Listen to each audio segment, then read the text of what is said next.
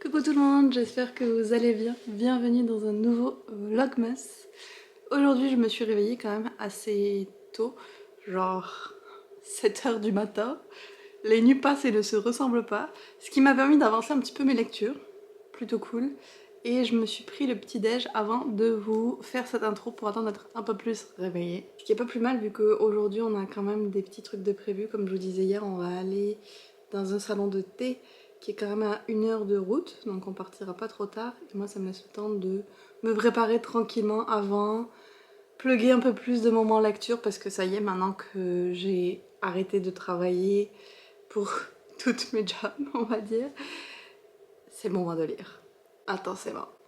Et sinon, je vais essayer de ne pas oublier cette fois-ci de vous parler des suites qui sortent en 2024 que j'attends le plus parce que hier soir, j'ai totalement oublié de le faire. Donc, on va essayer de faire ça aujourd'hui. En attendant, je vous invite à vous installer confortablement avec une bonne tasse de thé bien chaud et c'est parti.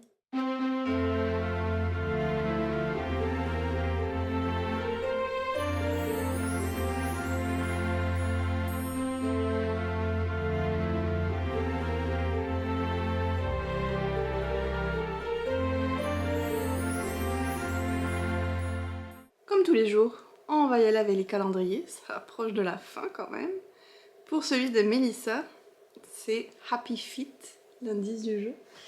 Ça ressemble à des chaussettes un petit peu. Je suis toujours partante. Ouh oui, elles sont trop belles. Cool it. Des petites chaussettes hivernales. Oh, elles ont l'air tellement douces. Oh là là, ça va être trop bien. On n'offre jamais assez de chaussettes aux gens. Je vous le dis pour vrai.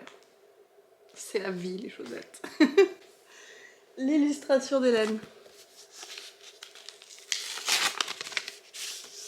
Oh, c'est Narnia. Regardez, oh, c'est trop beau. Oh, j'adore, je pense que c'est ma préférée pour le moment du calendrier.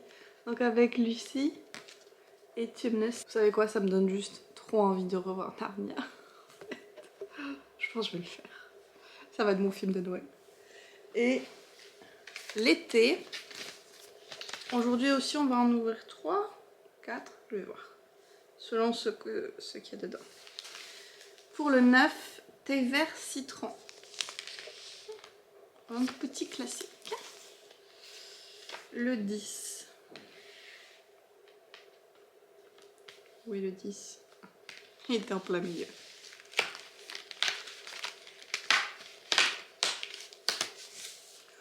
Oh oui.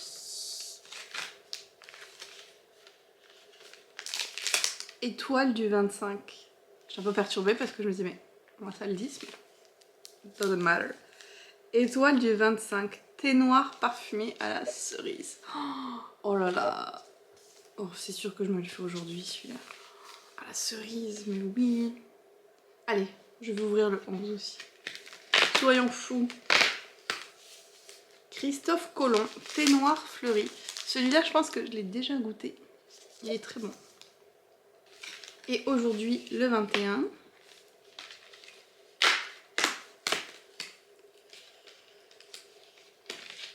Une infusion Zan Detox. Infusion fraîche.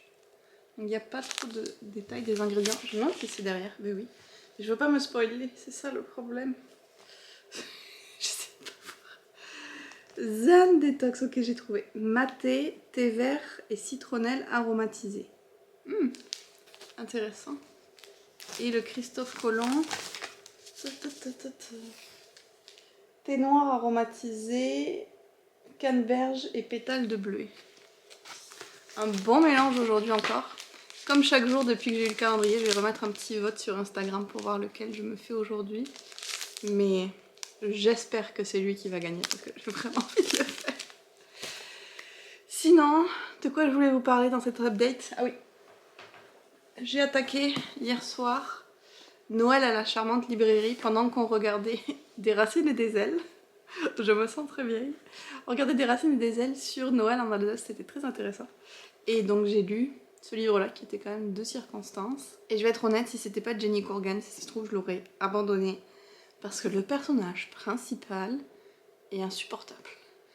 Vraiment insupportable. Je sais pas qu'est-ce qui lui a pris, elle a jamais écrit de personnage comme ça aussi désagréable. Donc ça s'appelle Carmen et elle vient de se faire renvoyer de son emploi parce que la boutique a fait faillite. Et par le biais de sa sœur, elle va trouver un emploi à Édimbourg dans une librairie qui se trouve aussi sur le point de faire faillite, malheureusement. Pour le moment, on voit surtout ce qui se passe. En fait, c'est assez intéressant parce qu'on avait le point de vue de Carmen et de sa sœur Sophia, je pense qu'elle s'appelle. Donc ça, c'était une petite surprise quand même. Et Carmen est très très jalouse du succès de sa sœur, mais elle se plaint tout le temps de tout. Et tu vois vraiment son biais de compréhension par rapport à sa sœur et son biais de perception. Et puis pendant qu'elle est sans emploi, elle est attristée, forcément, mais en même temps elle est très apathique par rapport à ça. Et avec ce qu'elle nous partage de ses pensées, j'ai vraiment du mal à avoir de la sympathie ou de l'empathie pour elle, on va dire. Là, elle vient de découvrir la boutique où elle va travailler, et pour l'instant, on voyait vraiment le décor d'Édimbourg et tout, et ça, c'était vraiment très sympa. Sa sœur, elle a aussi du mal avec Carmen pour des raisons différentes, on va dire, donc c'est pour ça que c'est intéressant d'avoir les deux perspectives. Elle a une vie très occupée, on le sent, elle a 3 enfants et elle est enceinte du 4e. Et on voit déjà dans la dynamique avec les enfants, qu'est-ce qui pourrait se passer avec Carmen et tout, je vois un peu la direction dans laquelle ça va aller. Cette partie-là, ça va, mais c'est vraiment le personnage de Carmen, j'ai beaucoup de mal. Et je pense que si ça avait été une autre autrice, j'aurais eu tellement de mal que j'aurais abandonné le livre. Mais là, comme c'est Jenny Corrigan et que d'habitude j'aime beaucoup ce qu'elle fait, je vais essayer de continuer. Puis bon, ça se lit quand même assez vite. J'ai lu une 60aine de pages hier en n'étant pas à fond dedans forcément, vu que je regardais aussi l'émission. Donc je vais essayer de le continuer au maximum aujourd'hui. Puis ce soir, on fait des reading sprints, donc ce sera l'occasion. J'ai envie de croire que je pourrais même le lire en entier aujourd'hui. Pourquoi pas? Sur ce, je vais aller finir mon thé. Et en vrai, j'ai comme rien à vraiment faire. Ce qui est très spécial pour moi, ce qui n'arrive pas souvent. Donc je vais lire soit lui, soit la romance What the fuck de Noël que j'ai commencé pour un autre vlog. Je vais voir. Peut-être que je ferai un petit entraînement de sport aujourd'hui aussi. Mais waouh, mon planning est libre. Incroyable!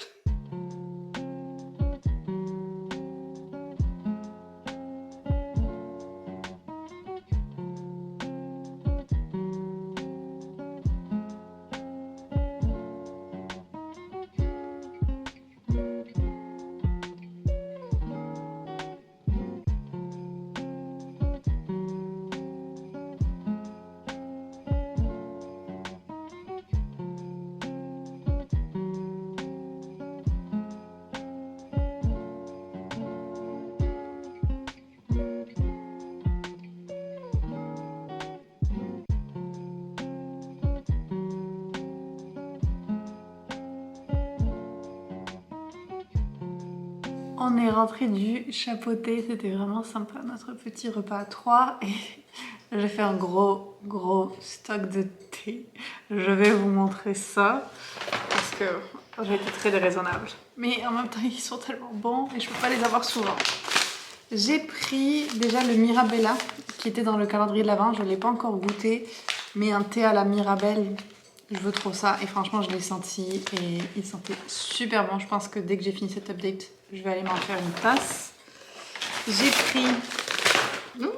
pris le Ispahan qui est un thé au jasmin à la violette très fleuri et j'adore moi tout ce qui est nourriture aux boissons aux fleurs, ça m'a toujours plu.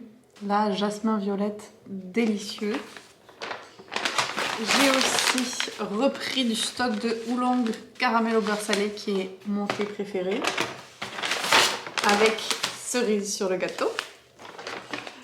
Et puis j'en ai pris un de Noël. Et en fait, je vous en ai déjà parlé. C'est celui qui est au pain et à la myrtille parce que je trouve ça tellement original comme mélange. Et puis en petit échantillon, j'ai le 4 heures qui est fraise et rhubarbe, donc quand même assez gourmand. Et celui-là, j'ai bien hâte aussi de le tester. Donc honnêtement, voilà, c'est raisonnable tout ça. Et sinon, dans la voiture, comme prévu, j'ai pu lire.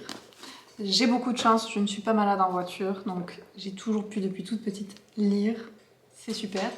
Et j'en suis à peu près à la moitié de Noël à la Charente librairie et ça va beaucoup mieux, je suis soulagée. J'aime beaucoup plus le personnage de Carmen maintenant. Il y a de nouvelles personnes un petit peu qui ont fait leur apparition dans l'intrigue, on va voir où ça va mener. Mais ça s'est surtout concentré sur ses efforts pour faire un peu renaître la librairie de ses cendres, était en très très très mauvais état.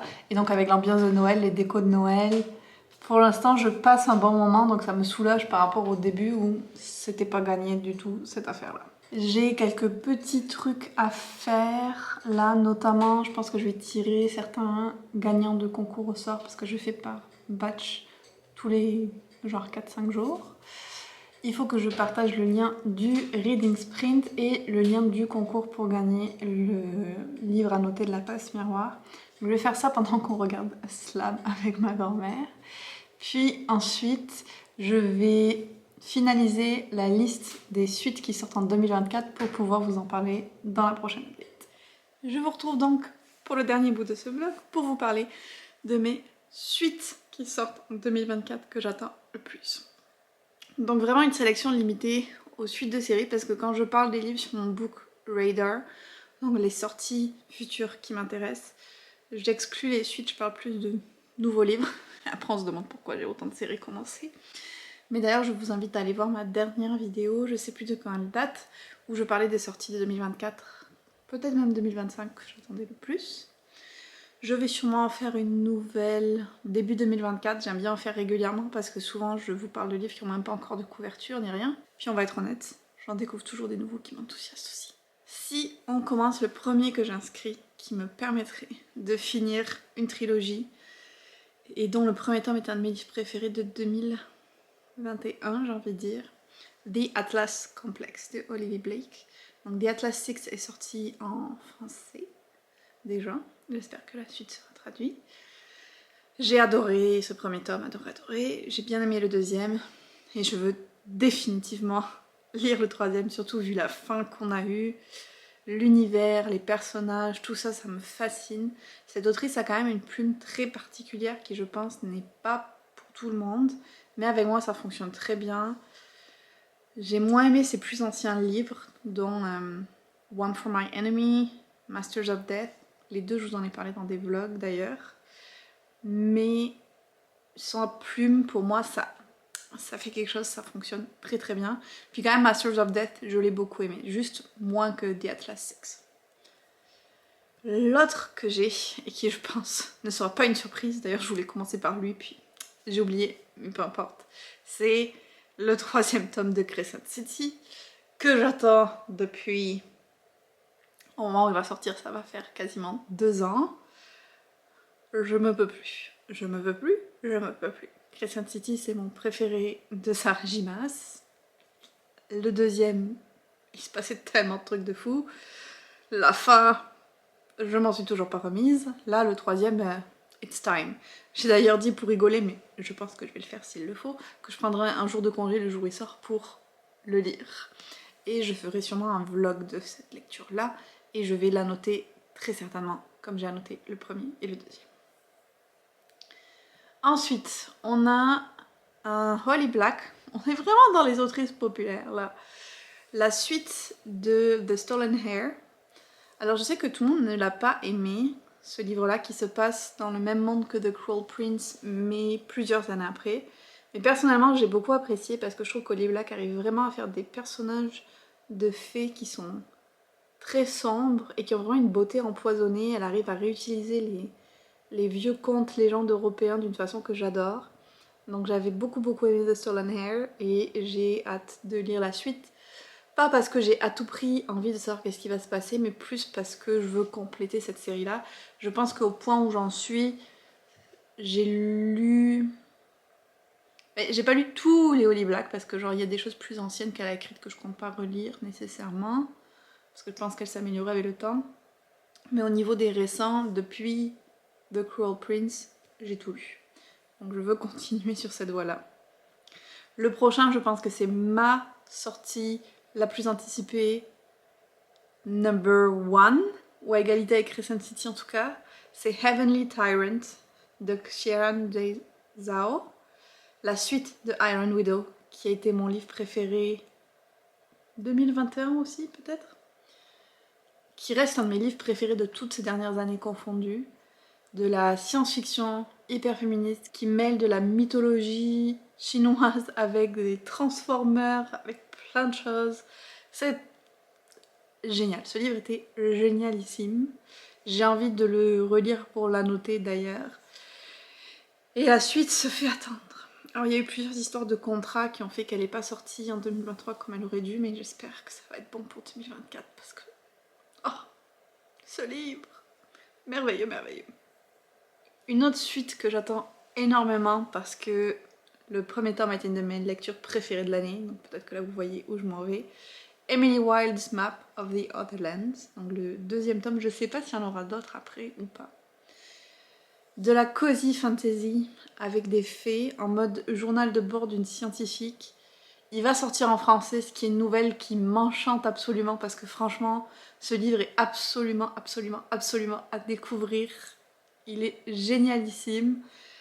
Il y a une romance assez atypique dedans, très dans les romances un peu Pride and Prejudice où il se passe pas grand chose mais où tu sens les émotions fortes des personnages dans ce qu'ils se disent.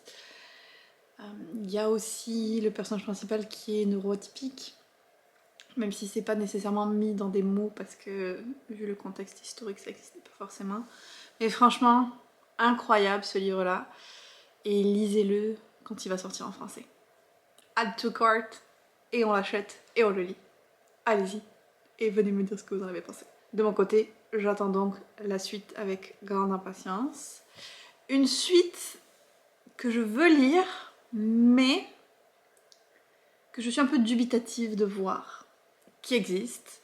C'est Somewhere Beyond the Sea, qui est la suite de The House in the Cerulean Sea, la maison au milieu de la mer céruléenne de T.J. Klune. Pourquoi dubitatif? Parce que clairement, c'était un stand-alone, c'était fait pour être un tome unique. Et je pense que poussé par le succès que ça a eu, et puis peut-être que ça a venu éveiller en lui des idées créatrices, ça je ne sais pas, mais l'auteur va écrire une suite. Et ça, je suis pas trop fan sur le principe des auteurs qui vont écrire des suites parce que leur roman a été hyper hypé, alors que le roman était censé être un stand-alone. Bien sûr, je vais quand même le lire parce que j'ai adoré The House in the Cerulean Sea. J'ai même pas lu le résumé de celui-là, pour être honnête. On va voir ce que ça donne. Mais voilà, mon petit bémol, c'est que c'est une suite qui peut-être ne devrait pas exister. Si vous voyez ce que je veux dire. On a ensuite, et je me rends compte que tous les livres que je vous propose sont en anglais, mais pour plusieurs, ils vont aussi sortir en français, ou le premier tome va sortir en français. Donc je pense que même si vous lisez pas en anglais, c'est pertinent que je vous en parle. Le prochain, c'est Mirrored Heavens de Rebecca Roanors, qui est de la fantasy, et à chaque fois j'oublie, inspiré de mythologie maya ou aztèque. Je pense plus maya, et je suis pas sûre à 100%. En tout cas d'Amérique centrale, ce qui n'est pas quelque chose qu'on voit nécessairement très souvent. C'est vraiment bien construit, il y a plusieurs personnages hyper intéressants, c'est assez sombre. Brajlon a traduit les 2 premiers tomes, Entre ciel et terre, et je les ai lus en anglais moi avant qu'ils soient traduits, mais là il y a le 3e qui sort, qui je pense va être le dernier, donc une autre série que je pourrais potentiellement finir en 2024. Et la fin du 2 me donne quand même pas mal envie de savoir qu'est-ce qui va se passer. Tout comme la fin du 1 me donnait envie de lire le 2, même il m'a quand même fallu 2 ans pour lire le 2. Donc bon, ça ne veut rien dire. Et le dernier que j'ai en anglais, c'est Celestial Monsters d'Aidan Thomas, qui est la suite de The Sunbearer Trials, traduit en français sous le nom Le Porte-Lumière. Une duologie aussi, donc que je pourrais potentiellement finir. C'est du young adulte, mais jeune young adulte, à peine au-dessus du middle grade, j'aurais envie de dire, où on a une compétition entre les demi-dieux, enfants des dieux de la mythologie mexicaine, je pense bien. Et c'était super bon, j'avais adoré. Il y avait un petit côté Percy Jackson. Franchement, c'était génial, c'était une de mes meilleures lectures de l'an dernier, donc très hâte de lire la suite, surtout je sais que c'est une lecture qui va se faire quand même assez rapidement en plus. Puis j'adore le titre, Celestial Monsters. Petite side note. Et les 2 derniers dont je vais vous parler, C'est des sorties que j'espère voir en français en 2024. En tout cas pour un, j'ai pas vu la date en 2024, mais c'est le tome 4 de Morrigan Crow, qui en anglais s'appelle Silverborn. J'adore cette série jeunesse, elle est génialissime. Mais je l'ai commencée en français, donc je la continue en français. Et pour moi, donc, j'attends que le tome 4 paraisse incessamment sous peu, je l'espère, pour pouvoir le lire. Parce qu'à chaque fois, il y a tellement de temps entre les tomes dans cette série que j'oublie tout. À chaque fois, je reprends, je suis comme, c'est qui lui? C'est quoi son pouvoir? Comment ça fonctionne la magie? Mais une fois que je suis dedans, j'adore. Et le dernier livre de cette liste, qui est aussi une fin de trilogie qui est sortie en anglais, mais pareil, je l'ai commencé en français. Donc je considère comme une sortie de 2024 parce que je me base sur la version française. C'est La guerre des éclats d'os, qui est le dernier tome de l'Empire d'écume d'Andrea Stewart. Pareil, une autre saga fantasy que j'ai adorée. J'ai lu le premier tome, je pense, pas mal de temps après sa sortie en français, mais le deuxième, par contre, dès que j'ai pu. Ce qui est quand même un signe que je suis accro à une série. Là aussi, l'univers créé par l'autrice est incroyable. On a plusieurs perspectives de plusieurs personnages différents qui se croisent parfois, s'éloignent, se rejoignent, se cherchent. Beaucoup de révélations, beaucoup de secrets encore présents qu'on peut voir révéler. Un système magique hyper intéressant, la mythologie aussi au sein même de cet univers, genre l'histoire un petit peu et tout. Tout ça hyper fascinant. Très hâte de finir cette trilogie-là. Et voilà qui conclut ma liste. Je pense qu'il y en a à peu près une dizaine. C'est plutôt pas mal. Ajoutez à ça ce que j'ai oublié ou que j'ai pas remarqué qui sortait l'an prochain. Puis aussi tous les autres livres qui ne sont pas des suites de séries mais que je veux vraiment lire ou qui m'intéressent beaucoup. Ma pile à lire n'est pas prête de diminuer, mais c'est pas grave. C'est pas le but. Un peu, peut-être. Pas tout à fait. Donc j'espère que cette petite liste-là vous aura donné des idées à vous aussi. N'hésitez pas à me dire en commentaire, j'aimerais beaucoup savoir quelles sont les suites que vous attendez le plus en 2024. Et je vais arrêter le vlog là-dessus parce que ce soir, comme je vous dis, on fait des reading sprints et je veux pas me retrouver dans la même situation que la dernière fois où je me suis couchée à 1h30 du matin parce que la vidéo voulait pas exporter. Donc je vais essayer de monter le vlog soit en début de reading sprint, soit avant que les reading sprints commencent cette fois-ci. On apprend de ses erreurs. Au niveau du concours du jour, ça va être pour Gilded de Marissa Meyer. Et si vous ne savez pas quoi commenter, vous pouvez mettre un emoji. J'aurais bien dit thé, mais je l'ai déjà fait il n'y a pas très longtemps. On va dire un emoji fingers crossed pour espérer m'envoyer des bonnes ondes que j'arrive à lire tous ces livres-là en 2024. Je vais vous laisser avec un petit moment cozy relax de feu de cheminée, donc n'hésitez pas à poursuivre la vidéo jusqu'au bout. Je me suis dit que ça ferait une petite fin sympathique et cocooning. Et je vous dis à demain pour un nouveau vlogmas.